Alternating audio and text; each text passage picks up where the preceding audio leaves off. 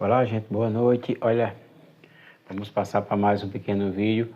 Eu vou colocar agora o testemunho de outro irmão protestante. É interessante, eu coloco vídeos de testemunho aqui dos irmãos protestantes. Aquela denominação que o irmão fazia parte, sempre vem pessoas comentar nos meus vídeos, né? Alguns comentam respeitosamente, outros não, os irmãos protestantes. Mas eu peço para você, católico, que vê o vídeo, você comente, né? Também para mostrar para nós, né? O que você está achando sobre a questão dessas convenções, tá certo? São pessoas que se converteram lá atrás do catolicismo e que deixam para nós grandes exemplos, né? E os irmãos protestantes ficam furiosos porque acaba que os testemunhos arrastam outras pessoas, né? É interessante que eu estou buscando aqui vídeos de pessoas que se converteram através de grandes estudos, pesquisas, né? Se esforçaram para encontrar esse caminho, né? Claro, tudo com a graça do Espírito Santo, né? Não foi convenções de pessoas que sentiram algo ou que estavam emocionadas, não foi pessoas que buscaram fatos históricos e teológicos para comprovar que a Igreja Católica é a Igreja de Jesus Cristo, né? Nosso Senhor Jesus deixou aqui na Terra como nossa herança, né? E esse testemunho desse rapaz aqui, que era da Igreja Batista, é bem interessante. Ele começou a estudar filosofia com Olavo de Carvalho, o falecido Olavo de Carvalho, e acabou chegando na Igreja Católica. Vamos ver o testemunho dele, que é um testemunho muito belo, que foi tirado lá do canal do padre Leonardo, que é um padre muito bom, né? Depois eu vou falar aqui um pouco mais sobre São Justino Mártir, que ele vai descrever aqui um pequeno trecho das suas apologias, né? Vamos lá. Hoje eu gostaria de apresentar para você um testemunho muito bonito de um amigo meu, um afilhado de Crisma, o Anderson, que foi protestante por muitos anos e que encontrou a luz da verdade e hoje é um católico praticante, fiel à sã doutrina. Gostaria que você assistisse, deixasse o seu comentário, desse o seu like e compartilhasse com seus amigos. Oi, meu nome é Anderson Fortaleza e eu gostaria de deixar meu testemunho. Então, dia 22 de agosto de 1999, eu aceitei Jesus numa igreja batista da minha cidade, na época era Fortaleza, e me tornei evangélico. Dali para frente passei a crer na Bíblia, né, a ler a Bíblia e ter todas aquelas práticas que os evangélicos têm. Eu era um evangélico, como qualquer outro evangélico, não tinha absolutamente nada de notável enquanto evangélico, era mais um evangélico ali na igreja, né? E pretendia continuar assim até minha morte.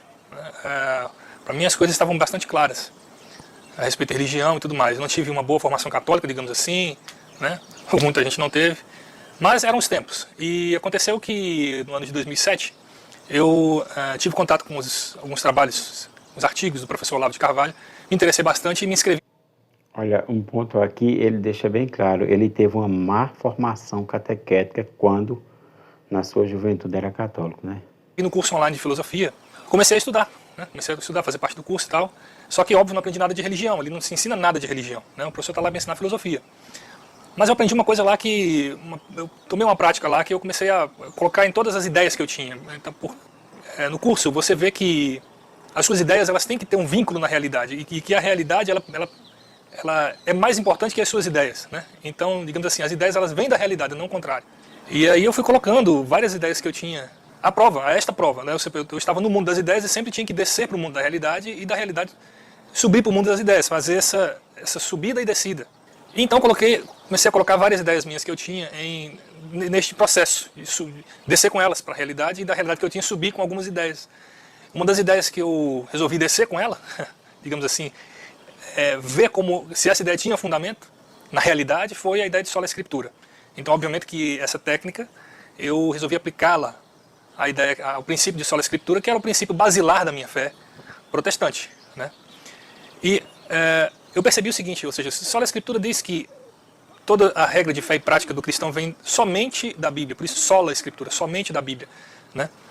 E eu falei, bom, se é assim como São Paulo apóstolo. Eu quero que vocês prestem bastante atenção nessa argumentação dele, que é muito boa, né? Quando ele vai falar sobre a imaginação e aquilo que põe em prática, aquilo que a gente vê acontecendo, né? Aí ele vai tirar essa ideia do sola escritura e não vai ser boa. Vamos ver, a ideia dele é magnífica, que vem da filosofia, né? Ele só vem somente da Bíblia, então se tem uma Bíblia. Se tem uma Bíblia, você tem também só um corpo de Cristo, uma só fé, um só corpo, um só Espírito, uma só fé, um só Deus, né? Então, como São Paulo diz mesmo, uma só fé. E aí eu falei, bom, parece bem razoável que se toda a fé cristã deriva apenas da Escritura, todos deveriam ter a mesma fé. Não é verdade? Porque a Escritura é uma só. O Espírito Santo que eu invocava para ler a Escritura era um só, não existe dois. Então é óbvio que a fé deveria ser uma só. Bom, está aqui a ideia. Vamos descer para a realidade histórica do movimento evangélico protestante, né?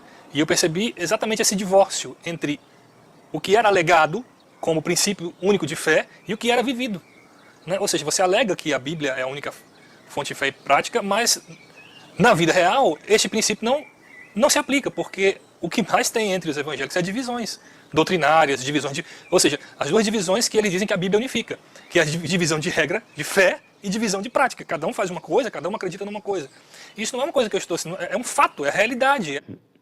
Essa argumentação dele também é bom a gente prestar bem atenção, porque a Bíblia, como nossa única regra de fé e prática, ela deveria trazer a unidade e não a separação. A nossa única regra de fé, aquilo que eu creio, e de prática, aquilo que eu faço. E as coisas são totalmente diferentes, né? Como ele foi imaginando. Vamos continuar. A história do movimento é essa. Então eu percebi que existe esse divórcio entre o que era legado e o que era vivido. Ou seja, você pode dizer que a fé vem somente da Bíblia. Você pode dizer isso, né? Mas você não pode viver isso. Não há como viver isso. E a prova de que não se pode viver isso é a própria história do movimento evangélico, né? Que é cheio de divisões na fé e na prática. Tem gente que batiza criança, tem gente que não batiza. Tem gente que acredita na salvação de um certo modo, tem gente que acredita de outro modo. Tem gente que acredita que Jesus é Deus, tem gente que não acredita. Tem gente que acredita que não deve guardar o sábado, tem outro que acredita que deve guardar o sábado. Então, assim, ou seja, são inumeráveis. Então, se por um lado você afirmava isso, pelo outro você não vivia isso, não tem como viver isso. E se não há como viver isso, é porque o princípio não é verdadeiro. Né? O princípio não é verdadeiro, ou seja, não basta só a Bíblia. Né? Basta mais, você precisa de alguma coisa mais para ter essa unidade na fé.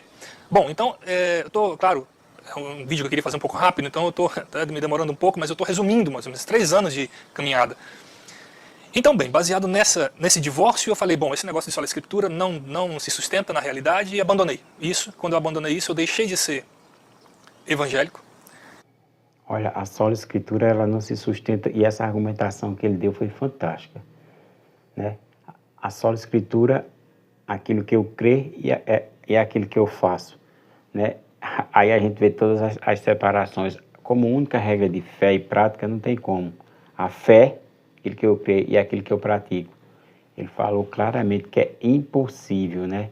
E ele já deu exemplos aí de tantas fé e prática totalmente diferentes. Quando ele fala de Assembleia da Testemunha de Jeová, na Igreja do Sétimo Dia, e outras, né? Mas também não virei católico, né? Ou seja, uma coisa é você não acreditar na sola escritura, outra coisa é você acreditar na Igreja Católica. E como é que eu me tornei católico? Bem, não tendo mais o princípio de sola escritura, precisava encontrar a fé verdadeira. E o jeito que eu fiz para procurar a fé verdadeira foi voltar até os escritos iniciais do cristianismo. Aquela igreja de ouro que tantos cantam e celebram, né? Que era a igreja dos pais, dessa patrística. Eu comecei a ler os textos desses pais da igreja. E aí, fui lendo, me deparei com a questão da Eucaristia. Essa questão da Eucaristia foi a questão central, na verdade, porque eu me deparei já com os escritos de São Justino Mártir. Ele tem uma carta que ele escreve ao imperador Antoninus Pius e a seus 2 filhos. Um deles é Marco Aurélio, que é aquele do filme do Gladiador até, inclusive. Essa carta ele vai explicar, por conta da perseguição aos cristãos, que não era sistemática ainda do Império, mas ele vai explicar como era o culto cristão, a fé cristã, o que é que os cristãos do século II, no ano 150 mais ou menos, acreditavam. Né? E ali ele chega num ponto em que ele vai discutir, vai discorrer, vai explicar como é que era o culto do domingo, que os cristãos guardavam domingo, e como é que era esse culto do domingo. Ele vai explicar, ele diz, olha, tem a parte em que você lê a Escritura e tem a parte que você celebra a Eucaristia. E o que é a Eucaristia? Ele passa a explicar. Vou ler uma parte da carta de São Justino Mártir, aliás, Mártir da fé cristã. Ele diz, sobre a Eucaristia, ele diz que é o momento em que você toma o corpo, é o sangue, digamos, corpo e sangue de Cristo, né, que é o vinho e o pão. Então ele diz, escrevendo para o imperador, este alimento se chama entre nós Eucaristia. De fato, não tomamos como pão comum ou bebida ordinária, que era o que eu fazia quando eu era evangélico. Tomava aquilo como bebida ordinária, como um pão comum. E ele diz aqui, não é isso. Mas da maneira como Jesus Cristo, nosso Salvador, feito carne por força do verbo de Deus, teve carne e sangue por nossa salvação, assim nos ensinou que, por virtude da oração ao verbo que procede de Deus, o alimento sobre o qual foi dita a ação de graças é a carne e o sangue daquele mesmo Jesus encarnado. Né?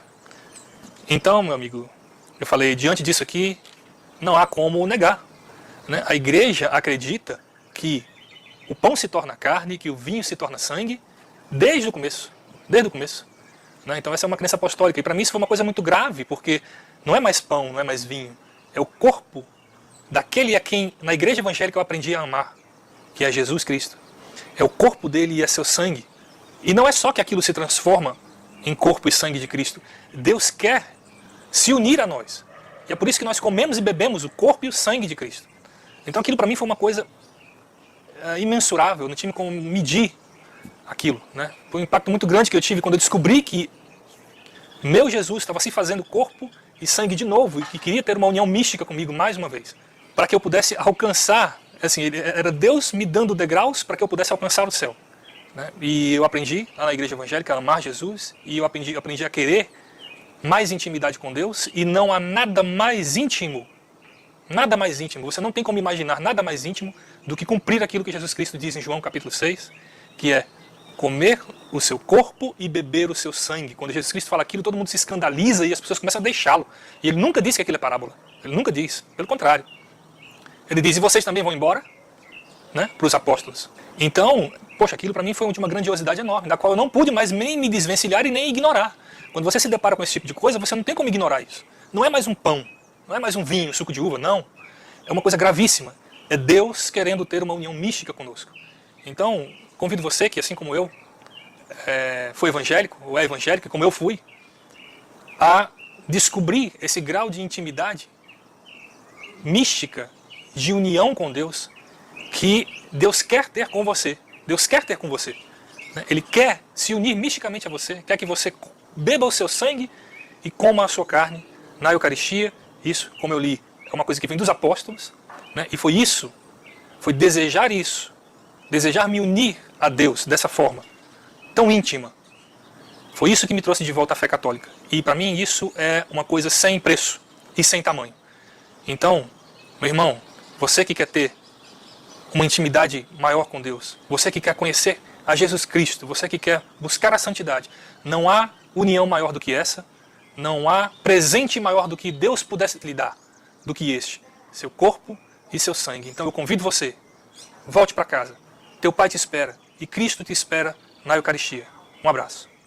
Então, gostou do vídeo? Valeu a pena, né? Então deixa aí o seu like, não se esqueça de deixar o seu like, de compartilhar e deixar nos comentários o que foi que você achou do testemunho do Anderson. Olha, vocês prestaram atenção que a Eucaristia faz os irmãos protestantes, quase todos regressaram. Os testemunhos que eu vou colocar aqui sempre terminam na Eucaristia, né? A Eucaristia que, quando estudado na patrística, a gente entende de uma maneira bem mais clara o que se vivia lá. A mesma coisa que se vive hoje aqui, né? Olha, o Justino Marte, ele vai escrever a Apologia ao Imperador, e eu vou ler para vocês aqui o seguinte, olha só, ele fala, no dia do sol, para os gentios, né, para os cristãos, o dia do Senhor, como é chamado, refere-se no mesmo lugar os habitantes que das cidades, que dos campos, leem na medida em que o tempo o permitir, ora os comentários dos apóstolos, ora os escritos dos profetas. Depois, quando o leitor terminou, o que preside toma a palavra para aconselhar e exortar a imitação de tão sublimes ensinamentos. A seguir, nós colocamos todos de pé e elevamos nossas preces por nós mesmos e por todos os outros que quer que estejam, a fim de sermos de fato justos por nossa vida e por nossas ações. Aos fiéis mandamentos, para assim obtermos a salvação eterna. Quando as orações terminam, saudamos uns aos outros com um beijo. Em seguida, leva-nos o presidente, aos irmãos, um pão e um cálice de água e de vinho misturado. Ele os toma e faz subir louvor e glória ao Pai do universo, no nome do Filho e do Espírito Santo. Rende graças longamente pelo fato de termos sido julgados dignos destes dons. Terminadas as orações e as ações de graça, todo o povo presente aclama, dizendo amém. Depois do presidente ter feito a ação de graças, é o povo ter respondido, os que entre nós se chamam diáconos, distribui a todos os que estão presentes pão e vinho e água eucaristizados e levam também aos ausentes. Preste atenção que aqui Justino Marte está escrevendo ao imperador, explicando a liturgia, o rito da missa e também da Eucaristia no ano 55 ou 65, como alguns exegetas vão estudar e vão dizer, né? Olha, quero que você compartilhe esse vídeo, se você quiser, curta, né, esse vídeo se você assistiu até agora, né? E bota seu comentário aí embaixo, o que é que você achou dessa convenção, uma convenção maravilhosa do irmão que buscava de fato a verdade. Da Igreja Batista chegou à Igreja Católica, estudando os pais da Igreja, através de São Justino Marte, né? Salve Maria, que viva Cristo Rei, e rezemos pelo Padre Leonardo, que é um grande sacerdote também, né?